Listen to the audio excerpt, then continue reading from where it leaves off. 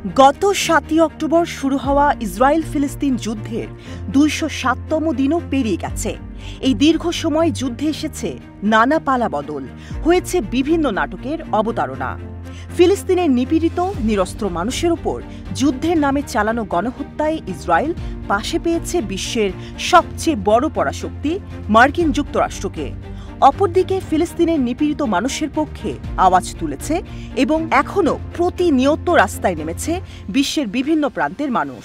School, college, বিশ্ববিদ্যালয় পড়ুয়া ছাত্রছাত্রী থেকে শুরু করে বিভিন্ন পেশার মানুষ, আবার কোনো দেশের সরকার, ক্ষমতাসীন রাজনৈতিক দলকেও ফিলিস্তিনের পক্ষে আওয়াজ তুলতে দেখা গেছে। কিন্তু এত কিছুর পরেও ফিলিস্তিনের প্রতি রোষানল কমতে দেখা যায়নি ইসরায়েলি দখলদার সরকারের। এর পেছনে বড় কারণ হয়তো পৃথিবীর সবচেয়ে বড় শক্তির পৃষ্ঠপোষকতা পাওয়া। তবে হঠাৎই এক পরিবর্তন যেন দেখা যাচ্ছে ইসরায়েলের যুদ্ধ কৌশলে। বিকাশে কম খরচে ক্যাশ আউটের লিমিট বেড়ে ৫০,০০০, প্রিয় এজেন্টও ২টা। যেমন গত মঙ্গলবার ইসরায়েলের মারিফ সংবাদপত্র একজন শীর্ষস্থানীয় সামরিক কর্মকর্তার বরাত দিয়ে জানিয়েছে যে গাজার প্রতিরোধের বিরুদ্ধে যুদ্ধে জয়ী হওয়ার জন্য রাফাতে আক্রমণ করার কোনো তোড়জোড় নেই ইসরায়েলি দখলদার বাহিনীর কাছে। রাফা আক্রমণকে অগ্রাধিকার দেওয়ারও কোনো কারণ নেই। ইসরায়েলি দখলদার সেনাবাহিনীর জেনারেল স্টাফের অপারেশন প্রধান জিভের বরাত দিয়ে এই সংবাদ মাধ্যমটি আরও জানায় যে রাফা আক্রমণের কোনো কৌশলগত মূল্য নেই, বরং এর পরিণতি হবে ভয়াবহ। ফিলিস্তিনের প্রতি মারমার কাটকাট অবস্থা থেকে হঠাৎ কেন এই পরিবর্তন? কেনই বা অন্য সুরে কথা বলছে এখন ইসরায়েলি দখলদার বাহিনীর কর্তা ব্যক্তিরা? এর উত্তরে অবশ্য ইসরায়েলি দখলদার সেনাবাহিনীর জেনারেল স্টাফের অপারেশন প্রধান বলছেন, রাফার দিকে গোটা বিশ্বের নজর রয়েছে।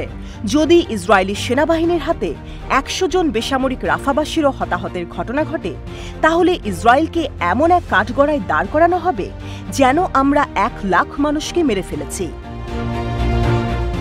ওদিকে ইসরায়েলের মন্ত্রিসভায় চলছে আরেক নাটক।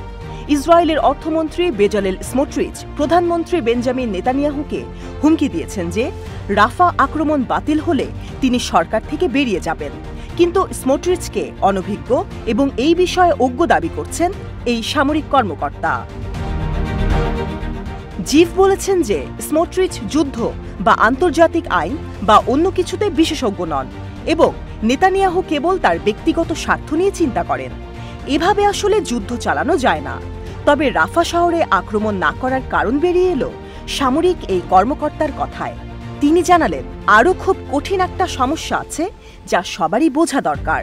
ইসরায়েলের কাছে যুদ্ধ চালানোর মতো বর্তমানে কোনো আন্তর্জাতিক তহবিল নেই। এছাড়াও মিশর ইসরায়েলকে শান্তি চুক্তি স্থাপন করতে আহ্বান করছে। এর অন্যথা হলে যে ফল ভালো হবে না তা বোঝা দরকার।